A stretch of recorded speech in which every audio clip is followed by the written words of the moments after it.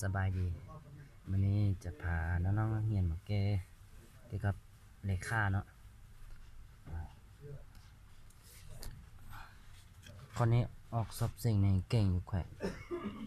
อันจำปาสัก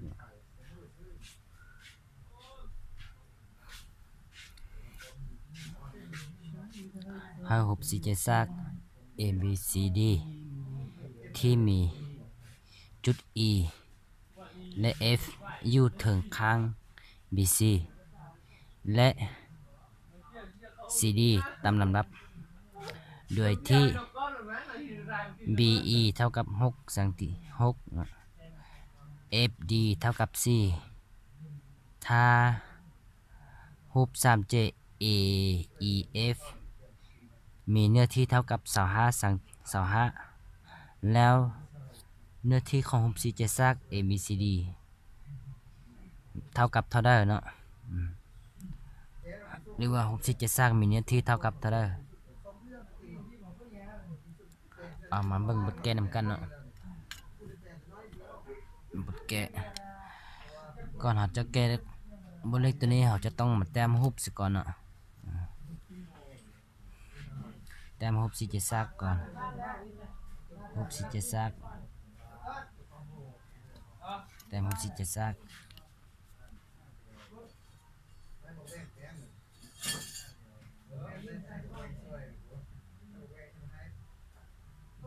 รูป 4J ซาก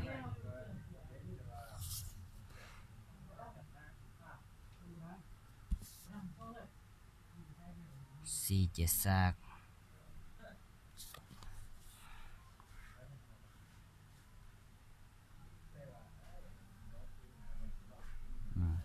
รูป 4J ซากเอาวางเป็นรูป 4J ซาก A B C D เนาะวางเม็ด A ซะนี่ซะ B C D อยู่นี่รูป 4J ซาก A B C D ที่มีจุด A และ F อยู่ถึงข้าง BC และ CD ตามลำดับ E อยู่ถึงข้าง BC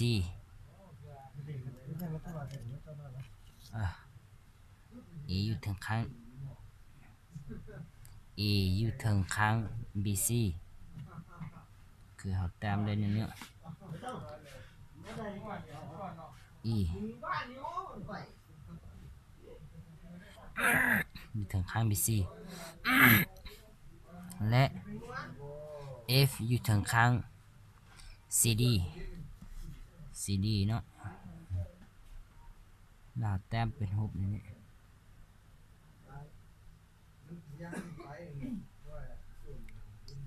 F อยู่ถึงข้าง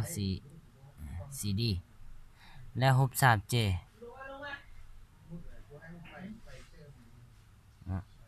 และเขาฮู้ว่า BE นี่เท่ากับ6สังตีเท่ากับ6สังตีเท่ากับ6เนาะ6สังตีก็ได้นึกว่าเป็น6เลยFD เท่ากับ C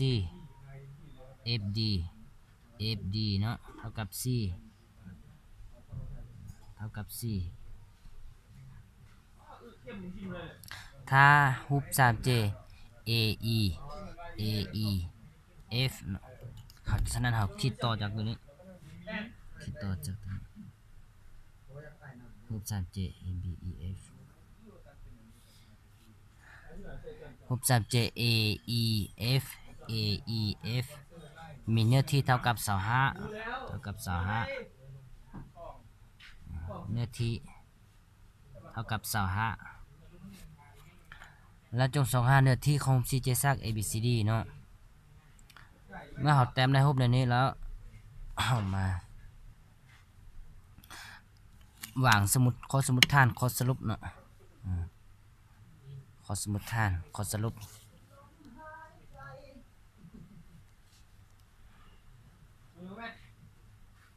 ข้อมูลเนาะข้อมูลที่เพิ่นให้มามันมีรูป 4J ซาก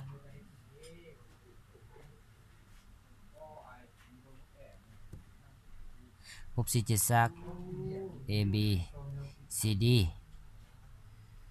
ที่มี E และ F อยู่ถึงข้าง BC และ CD ฮู้ว่าข้าง BE เท่ากับ6 FD เท่ากับ C และเนื้อที่ของรูปสามเหลี่ยม AEF เท่ากับ25และเพิ่นให้เราส่องหาสรุปเนาะก็สรุป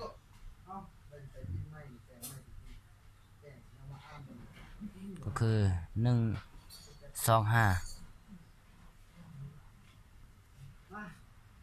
เนื้อที่ของรูปสี่เหลี่ยมซาก ABCD เท่ากับเท่าใดเนาะ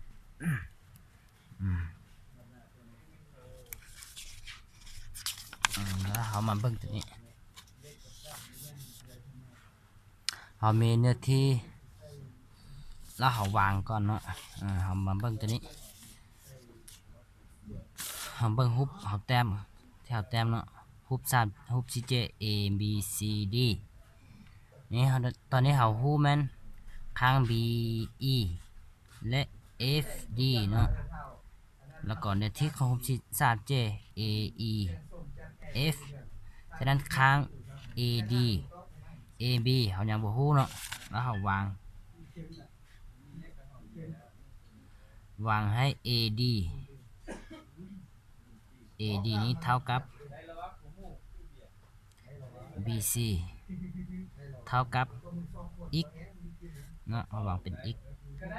และเราวาง AB เท่ากับ CD เท่ากับ y แล้วในนี้เราวางนี่ AB นี่เท่ากับ y เนาะแล้วก็ AD นี่เท่ากับ x AD นี่เท่ากับ x ค่านี้เอาวางเท่ากับ y ฉะนั้นข้าง EC แล้วก็ CF เรายังบ่ฮู้เนาะแล้วเราฮู้ว่า BC นี่เท่ากับ y BC BC เนาะ BC เท่ากับ x BC เท่ากับ x ฉะนั้น EC นี่จะเท่ากับ x ลบให้6เนาะเพราะว่า x นี้แม่นค้างทั้งหมดเลยเนาะลบให้6ก็คือลบ6ตัวนี้แล้วก็ค้าง AB เท่ากับ CD นี่เท่ากับ y แต่ว่าเราฮู้ว่า FD นี่เท่ากับ C ฉะนั้นครั้งนี้จะเท่ากับ y ลบให้ C นะแล้วเราฮู้ว่าแต่ละข้างของรูปสี่เหลี่ยมซากนี่มันซากหมดเนาะซากหมดฉะนั้นตอนนี้เรามีรูปสามเหลี่ยมซากนี้มี3รูปเนาะก็คือรูปที่1รูปที่2รูปที่3เนาะอันนี้เป็นรูปที่1ไม้เป็นรูปที่1อันนี้เป็นไม้เป็นรูปสามเหลี่ยมซากที่2สามเหลี่ยมซากที่3เนาะแล้วเรามีสูตรรูปสามเหลี่ยมซากมันเนื้อที่ของสามเหลี่ยมซากเนาะก็คือเนื้อที่ของรูปสามเหลี่ยมซาก S เท่ากับ1/2พื้นคูณให้หลวงสูงเนาะหลวงสูงแล้วตอนนี้เราฮู้ว่าเนื้อที่รูปสามเหลี่ยมซาก ABE เป็นรูปที่1เนาะรูปที่2ก็คือ ECF รูปที่3ก็คือ A D F เนาะรูปที่4นี่เรารู้แล้วว่าเนื้อที่ของรูป A E F เท่ากับ25ฉะนั้นเรานำใช้สูตรตัวนี้มาแก้เนาะ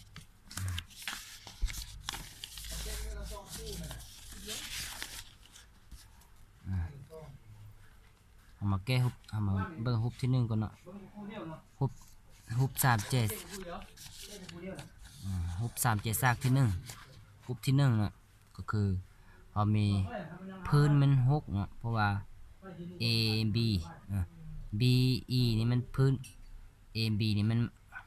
หลวงสูงเนาะฉะนั้นเราจะได้เนื้อเราอีกตามเนื้อสูตรเนื้อที่ของ37ซากมัน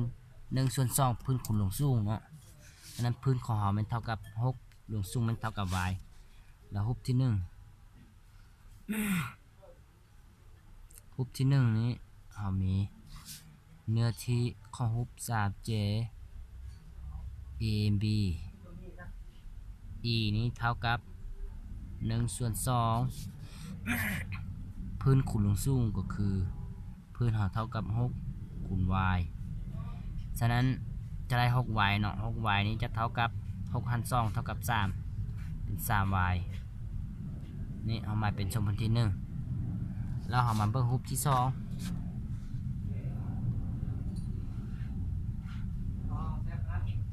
รูปที่2นี้เนื้อที่ของรูป 3j E C F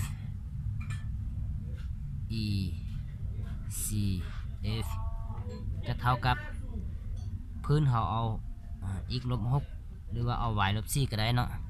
แล้วเอาx ลบ6เป็นพื้นซะจะได้1/2พื้นคูณลงสูงพื้นของเขามัน x ลบ6ลงสูงมัน y ลบ4ตัวนี้เขามาเป็นสมมติที่2แล้วเขามาเบิ่งรูปที่3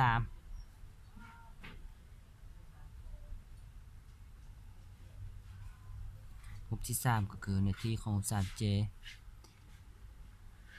ADF ADF AD ADF ADF พื้นของเรามัน4หรือว่าเขาเอา x เป็นพื้นก็ได้หรือว่าเขาเอา4เป็นพื้นก็ได้ฉะนั้นเราเขียนได้1/2พื้นเอา4เป็นพื้นเนาะ4คูณให้ลงสูงก็คือ x นี้ x ฉะนั้น4หาร2จะเท่ากับ2จะเป็น 2x อันนี้เป็นสมผลที่3แล้วเอามาเบิ่งรูปตัวที่4เขามีเนื้อที่รูป4เนาะเพิ่นให้เขามามันเป็นรูป 3j A E F เท่ากับ25ตัวนี้ทำใหม่เป็นสมมติที่4แล้วจากเนื้อที่รูป4j ซักจากเนื้อที่รูป4j ซัก A B C D ตัวนี้มันจะเท่ากับ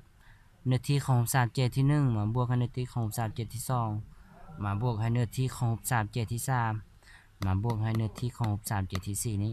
แล้วเราจะได้เนื้อที่ทั้งหมดของ4เจ็ดซากนี้เนาะแล้วเนื้อที่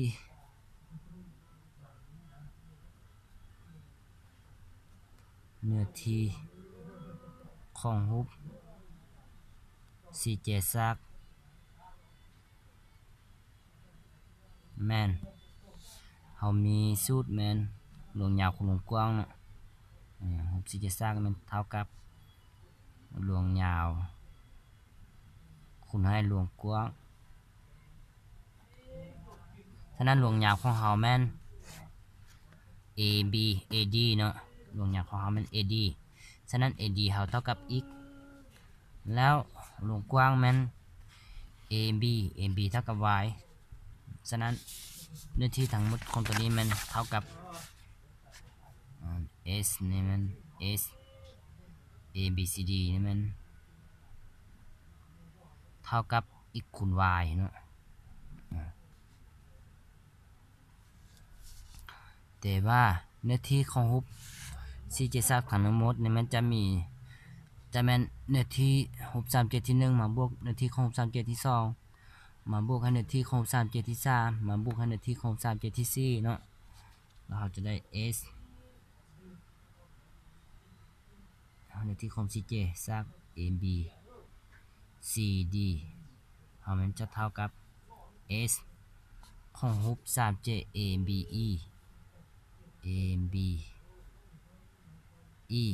บวกให้เนื้อที่ของรูป 3J มันเป็นรูป 3J เนาะ 3J E ECF ECF บวกให้เนื้อที่ของรูป 3J ADF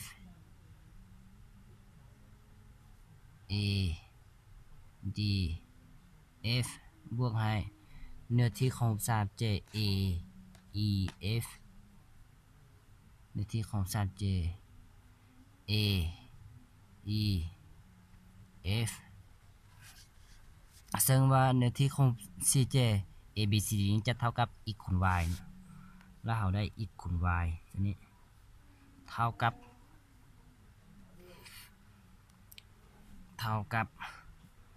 เนื้อที่ของ 3J ABE เนื้อที่ของ 3J ABE ก็คือ 3J ABE มันจะเท่ากับ 3y แล้วเราเขียนได้ 3y บวกตัวนี้ลงมาเนาะบวกให้เนื้อที่ของ 3J ECF ก็คือ ECF มันจะเท่ากับ1 ส่วน 2 อีกลบ6คูณด้วยอีกลบ4เนาะ1 ส่วน 2 อีกลบ6คูณให้อีกลบ4y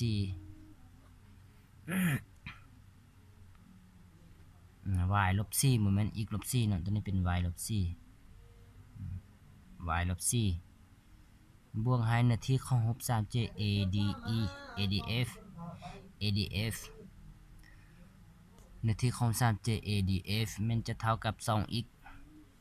แล้วเราเขียนได้ 2x ซะนี้แล้วบวกให้เนื้อที่ของรูป 3J AEF มันเรามีเท่ากับ 25เขียนได้ 25แล้วมาเฮานี้ตัวนี้ยังมีพูดเป็น2เนาะฉะนั้นเราขึ้นผู้ร่วมหรือว่าเราคูณ2ใส่สัมพันธ์อยู่นี่เนาะคูณ2เข้าทาง2ภาค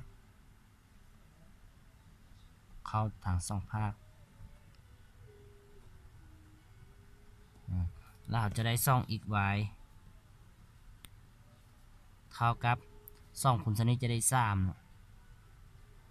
2คูณ3มันจะได้6y แล้วคูณ2นี้แล้ว2หาร2หมดไป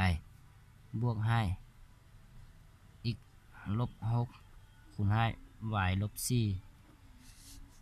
บวก4 x แล้ว2คูณ5จะเท่ากับ50แล้วมาหานี้เราคูณตัวนี้เนาะเราเขียนได้ 2xy เท่ากับ 6y บวก x คูณ y จะได้ xy แล้ว x คูณลบ4จะกลายเป็นลบ4 x 6คูณลบ y ลบ6คูณ y เนาะจะเป็นลบ6y ลบ6คูณลบ4จะกลายเป็นบวก24เนาะบวก 4x บวก50แล้วตอนนี้เรามาเบิ่งเนาะตัวนี้เป็น 6y ตัวนี้ก็เป็นลบ 6y ฉะนั้น6กับ6นี้หมดไปเนาะลบ 4x กับบวก 4x นี่หมดไปฉะนั้นยังเหลือแต่ x ลบ y กับ24กับ50เนาะฉะนั้น x ลบ y นี้เราย้ายข้ามภาคมาภาคนี้จะได้ 2x y ลบ x y เนาะเท่ากับแล้วเอา24มาบวกให้50นี้จะกลายเป็น74เนาะ74ฉะนั้น x ลบ y จะเท่ากับ x y x 2x y ลบให้ x y เนาะจะเท่ากับ x y เท่ากับ74ดังนั้นเรารู้ว่า x คูณ y นี่มันเนื้อที่ของรูป CJ ซาก ABCD เนาะฉะนั้นเขาสรุปได้ว่าเนื้อที่ของรูป CJ ซาก ABCD นี่มันเท่ากับ74เนาะนี่คือคำตอบเราบ่จำเป็นจะต้องมาซ่องหาค่า x ค่า y นะเพราะว่าเรารู้ว่า x y นี่มันเนื้อที่เท่ากับเนื้อที่ของรูป CJ ซาก ABCD แล้วเนาะฉะนั้นเราสรุปได้ว่ารูป CJ ซาก ABCD มันเท่ากับ74อันนี้คือคำตอบเนาะ